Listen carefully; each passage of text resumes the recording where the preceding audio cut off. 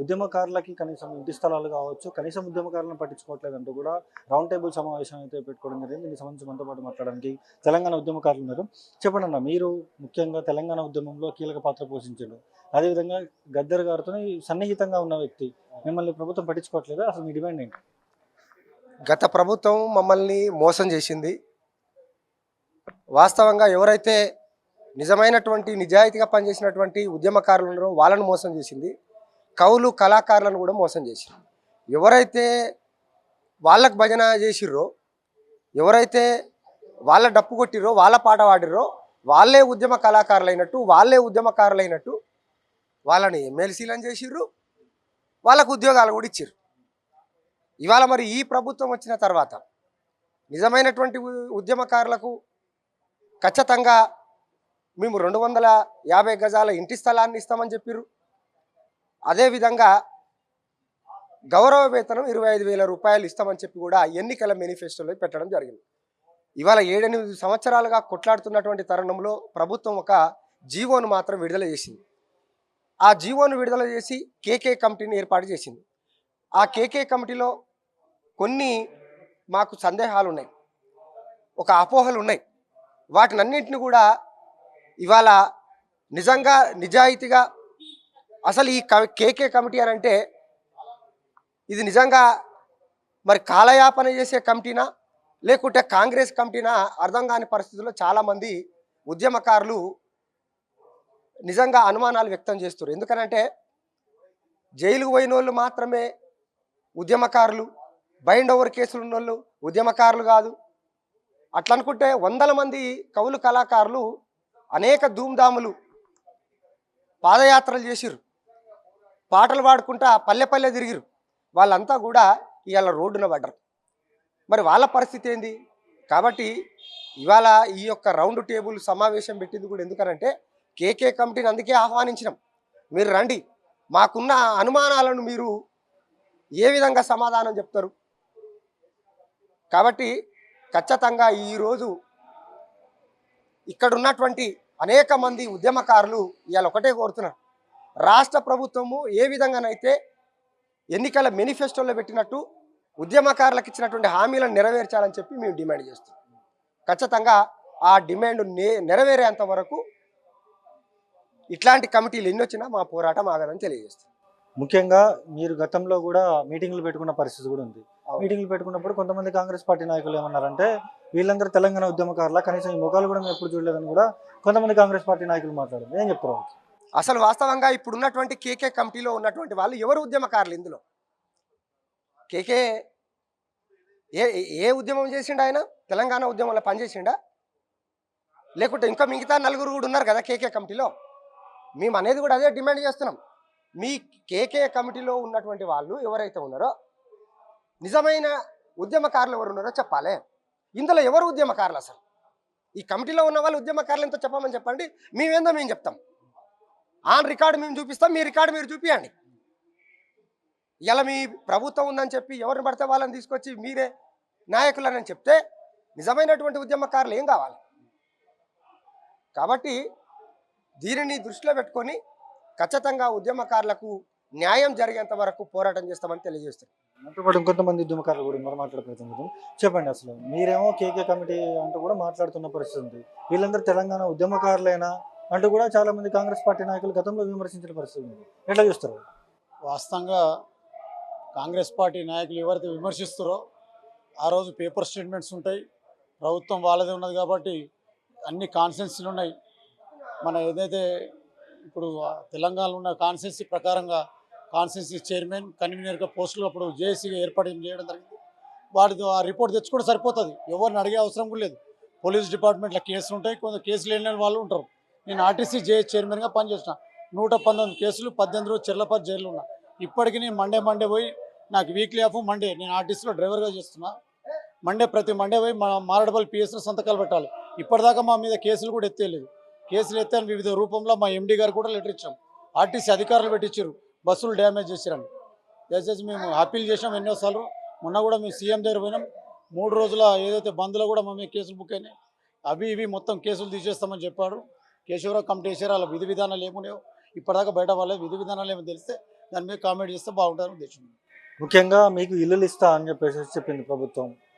ఎన్నికల సమయంలో మీ ఇలాంటి ఉద్యమకారులందరూ కూడా వెనకేసుకొని తిరిగిన పరిస్థితి ఉంది. ఇప్పుడు ఎందుకు పట్టించుకోవట్లేదు అనుకుంటా ఉన్నారు? ఏం వాస్తవంగా చెప్తున్నాను, ఒక ఎంప్లాయీస్ ఉండి 74 రోజులు సిక్ చేసి మెదక్ కాన్స్టిట్యూన్సీ రోహిత్ రావు ఎంబడ తిరిగినాం. ఆయన ఎమ్మెల్యే కూడా గెలిచాడు.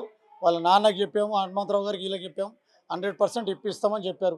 మేనిఫెస్టోలో కూడా పెట్టారు వాళ్ళు, తెలంగాణ ఉద్యమకారులకు ఇళ్ళ జాగాలు ఇస్తాం, వాళ్ళు ఎవరైనా చనిపోయిన వాళ్ళు ఉంటే వాళ్ళకు ఉద్యోగాలు ఇస్తాము కుటుంబాలను. అటువంటి రూపకల్పన ఇప్పటిదాకా చేయలేదు. ఈ కమిటీలు అంటే ఎవరు నమ్మేటట్టు లేరు. కమిటీ చేసినప్పుడు దాని విధి విధానాలు వేయాలి. ఏ విధంగా ఉద్యమకారులను గుర్తిస్తున్నాము అనేది ఒక విధి విధానాలు తయారు చేయలేదు. మరి అది ఎప్పుడు చేస్తారో ప్రభుత్వమే దాన్ని క్వశ్చన్ చేయాలి. ప్రభుత్వం 6 గ్యారెంటీలే ఇవ్వట్లేదు, 6 గ్యారెంటీలు అమలు చేయట్లేదు, రైతు భరోసా ఇవ్వట్లేదు, ఏమి ఇవ్వట్లేదు. ఉద్యమకారులను దగ్గర తీస్తాం మీరు అనుకుంటా ఉన్నారా? వాస్తవంగా స్వయాన నేను ఒక రైతు. ఎప్పుడు ప్రభుత్వం ఇంతకుముందున్న ప్రభుత్వాలు సరే లిమిట్కి ఎక్కువ భూమి జాగాలు ఉన్న వాళ్ళు, ఎక్కువ ఉన్న వాళ్ళకి ఇచ్చారు. ఆ తప్పు అందరు ఖండించడం. చిన్న రైతులకు 5 ఎకరాలు 2 ఎకరాలు 3 ఎకరాలు ఉన్న రైతులకు ఇస్తే ఆ యూరియాను మందులు ఏమని తెచ్చుకుంటారు. దయచేసి రైతు బంధువు మీద కూడా తెలంగాణ ప్రభుత్వానికి అప్పీల్ చేస్తున్నాం. చాలా వ్యతిరేకత వచ్చింది. వెంటనే వాళ్ళకు రైతు బంధువు అయితే అమౌంట్ కూడా రిలీజ్ చేయాలి.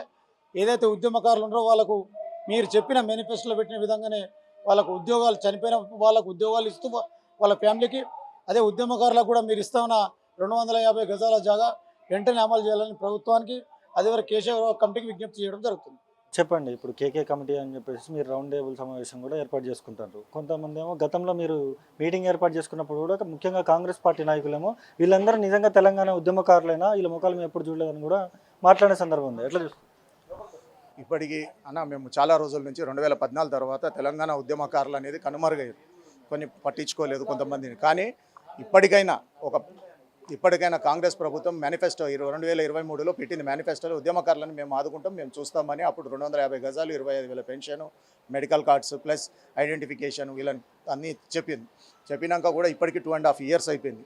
2.5 years తర్వాత మేమందరం ఉద్యమకారులం అందరం కొట్లాడుతూనే ఉన్నాం. ఇప్పటికీ మేము వాళ్ళని అప్రోచ్ అయితేనే ఉన్నాం. సో ఇప్పుడు ఒక కమిటీ, కేకే గారి కమిటీ అని వేశారు. సో ఈ కమిటీ వల్ల మేమేమనుకుంటున్నామంటే ఇప్పటికైనా ఏమైనా న్యాయం జరుగుతుందని చూస్తున్నాం. న్యాయం జరుగుతుందని మీరు అంటా ఉన్నారు. ప్రభుత్వం ఏమో 6 గ్యారెంటీలు ఇవ్వలేదు, 6 గ్యారెంటీలు కూడా ఇచ్చే పరిస్థితి లేదంటూ కూడా చాలా మంది మాట్లాడుతున్న పరిస్థితి ఉంది. ఎట్లా చూస్తారు? మిమ్మల్ని ఆదుకోదని చెప్పి చాలా మంది అంటా ఉన్నారు. ఇప్పుడు 6 గ్యారెంటీలు మేనిఫెస్టోలో పెట్టారు. దాని తర్వాత 6 గ్యారెంటీలలో అది ఒక ఫ్రీ బస్ అన్నారు, ఒకటి అది నడిచిన వరకు నడిచింది. దాని తర్వాత ఇప్పుడు మాదైతే ప్రథమ డిమాండ్ మాది ఏంటంటే, మేము అప్పటి నుంచి కొట్లాడినాం, ఇవాళ స్వరాష్ట్రం గురించి కొట్లాడినాం, మళ్ళీ వచ్చి రాష్ట్రం వచ్చినాక కూడా ఇంకా తిరుగుడు అవుతుంది. మేము కూడా ఒకటే ఆశిస్తున్నాం ఏంటంటే, ఇప్పటి వరకు ఎవరు ఆలోచించలేదు. సరే ఈ ప్రభుత్వం అన్న ఆలోచించింది, పెట్టింది మేనిఫెస్టోలో కాబట్టి మేము అడుగుతున్నాము, దాని గురించి వెయిట్ చేస్తున్నాం. ఏం డిమాండ్ చేస్తున్నారు ప్రభుత్వాన్ని? ఏం కావాలని కోరుకుంటున్నారు? ఇప్పటి వరకు 2.5 సంవత్సరాలు గడిచిపోయింది కాంగ్రెస్ ప్రభుత్వం వచ్చి. పెట్టిన మేనిఫెస్టోలో ఉద్యమకారుల గురించి మాట్లాడారు. అట్ లాస్ట్ 2.5 సంవత్సరాల తర్వాత ఒక కమిటీ వేశారు. వేస్తీండ్రు పర్వాలేదు, వేసినందుకన్నా కనీసం నిజమైన ఉద్యమకారులని ప్రభలకు లొంగకుండా, లైక్ క్యాస్ట్, రిలీజియను లేకుంటే పొలిటికల్ పార్టీస్ ప్రెషర్ పెట్టకుండా నిజమైన ఉద్యమకారులను ఐడెంటిఫికేషన్ చేసి వాళ్ళకు నిజంగా హెల్ప్ కావాలని కోరుతున్నాం. చెప్పండి, మీరు చెప్పండి. ఏమని డిమాండ్ చేస్తున్నారు ప్రభుత్వం? మీరు ప్రభుత్వం డిమాండ్ చేసేది, మేము తెలంగాణ ఉద్యమం చేసి మా ఏజ్ పడిపోతుంది. ఇప్పటికైనా అర్ధులైన మా అందరికీ 250 గజాల ఇల్లు, అది పెన్షన్ ప్రొవైడ్ చేస్తే రేవంత్ రెడ్డి గారికి మేము వినియోగించుకునేది ఏం లేదు. ఇప్పటికైనా మమ్మల్ని గుర్తించిర్రు. గత ప్రభుత్వం 10 సంవత్సరాలు కేసీఆర్ ప్రభుత్వం మాతోని తెలంగాణ వచ్చింది, కానీ ఆయన మమ్మల్ని విస్మరించిండు. ఇవాళ రేవంత్ రెడ్డి గారు ఒక కమిట్మెంట్ 6 గ్యారంటీల మమ్మల్ని కూడా పెట్టినందుకు ఆయనకు సంతోషం. ఇప్పటికైనా ఇన్ని రోజులకైనా వాళ్ళు కనువింపు అయింది. కేశవరావు కమిషన్ అని పెట్టిర్రు. అందులో మాకు అసలైన ఉద్యమకారులను గుర్తించి న్యాయం చేయాలని మేమంతా గౌరవ ముఖ్యమంత్రి గారికి విన్నవించుకుంటున్నాం. ఆయనకి ఇప్పటికైనా మమ్మల్ని గుర్తించినందుకు చాలా చాలా ధన్యవాదాలు. కేకే కమిటీ అని చెప్పేసి అంటూ ఉన్నారు. ఇప్పుడు చాలా కమిటీలు వేసిన పరిస్థితి ఉంది. అసలు 6 గ్యారెంటీలే ఇవ్వకుండా ఉన్న పరిస్థితి కూడా ఉంది. మరి ప్రభుత్వం ఇస్తుంది మీరు నమ్ముతున్నారు నిజంగా? సార్, ప్రభుత్వం ఇస్తుందా ఇవ్వలేదు? ఆల్రెడీ 6 గ్యారెంటీల అనొద్దు, కానీ బస్ ఫ్రీ అయిపోయింది, ఎలక్ట్రిసిటీది అయిపోయింది, గ్యాస్ ఇంతో అంతో సబ్సిడీ పడుతుంది. అదర్ ఇంకా 2-3 ఉన్నాయేమో, అవి గవర్నమెంట్ గురించి కాదు. మేము ఉద్యమకారులం సార్. అప్పటి నుంచి 2011 నుంచి మేము కొట్లాడుకుంటూ వస్తున్నాం. ఇప్పుడు మా ఏజులు కూడా అయిపోయినాయి. మా పిల్లలకి ఏమైనా ఉద్యోగాలు వస్తాయి, నిధులు నియామకాలు అని ఆ విధంగా మేము పోయినాం. కానీ అవి ఎక్కడో మర్చిపోయారు. ఎందుకంటే తెలంగాణ ఉద్యమంలో బాగుపడ్డది ఎవరు? కేసీఆర్ కుటుంబమే. ధర్మం 4 పాదాల మీద అన్నట్టు హరీష్ రావు, కేటీఆర్, కవిత, కేసీఆర్ వాళ్ళే బాగుపడ్డారు. కానీ ఇతర ఏ ఉద్యమకారులకు ఆయన చేసింది లేదు, ఏం చేసింది లేదు.